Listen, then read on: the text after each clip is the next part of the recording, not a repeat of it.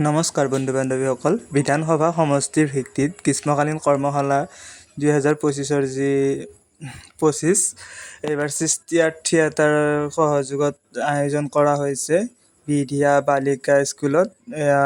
13 জুলাইৰ পৰাই চলিছিলে, 27 জুলাইলৈ চলিব। এয়া বেণুধৰ পাটোৱাৰী ছাৰে শিকাই আছে ধুনীয়াকৈ কৰ্মশালাটি। ময়ো আজি এপাক আহিলোঁ।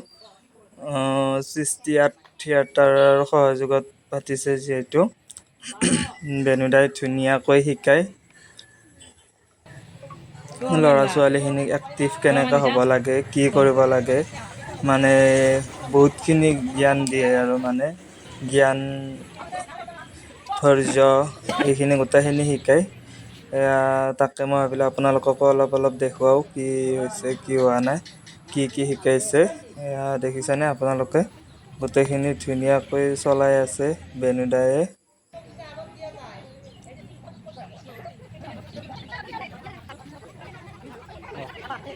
তাকে মই যিখিনি পাৰোঁ সেইখিনি দেখাবৰ কাৰণে চেষ্টা কৰিছোঁ আপোনালোকে চাই থাকক।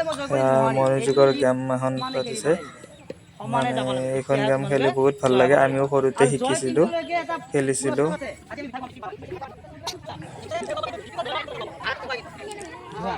এয়া বেনুদাই ধুনীয়াকৈ শিকাই আছে। এয়া আকৌ নিউজ চেনেল এটা আহিলে নিউজ কৰিবৰ কাৰণে, তাকে আপোনালোকক দেখুৱাই।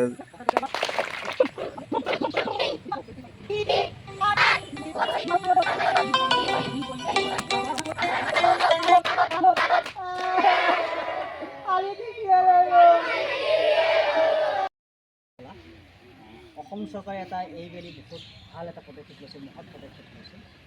গৰম বন্ধৰ সময়ছোৱাত সমগ্ৰ অসমত পৰিয়াল পৰা ধৰি লৈকে গ্ৰীষ্মকালীন কৰ্মশালাৰ আয়োজন কৰিছে। সাংস্কৃতিক কৰ্মশালা, বিভিন্ন বিষয় আছে, সংগীত, নৃত্য, অভিনয়। আমি নাটক লৈছিলোঁ আৰু খুব ধুনীয়া পদক্ষেপ বুলি এইকাৰণে ক'ব লাগিব। গ্ৰীষ্মকালীন সময়ছোৱাত আমাৰ ল'ৰা ছোৱালীসকলে মোবাইলত চোৱাত ব্যস্ত হ'ব বা বেয়া কিবা কিছুমান কাম লিপ্ত হ'ব, বেয়া চিন্তা আহিব পাৰে। তো সেইখিনি সময়ত আমাৰ ল'ৰা ছোৱালীৰ এটা সৃষ্টিশীল কাম এটাত বৰ্তি হৈ থাকিব পাৰে, সেই উদ্দেশ্যে অসম চৰকাৰে এই কৰ্মশালাৰ আয়োজন কৰিছে আৰু সফল হৈছে বুলি ক'ব লাগিব। আমি আদৰণীয় আৰু প্ৰশংসনীয় পদক্ষেপ বুলি আমি ক'বলৈ বিচাৰোঁ। আমাৰ এই সৃষ্টি আৰ্ট থিয়েটাৰ আমাৰ বি আদৰ্শত হাইস্কুলত আয়োজন কৰিছে। অভিনয় কৰাৰ লগতে এজন ভাল নাগৰিক হ'বলৈ কেনেকৈ পাৰিব, কেনেকৈ আগবাঢ়িব পাৰে, এজন ভাল মানৰ মানুহ হ'বলৈ কাৰণে কি কৰিব লাগিব, সেইবিলাক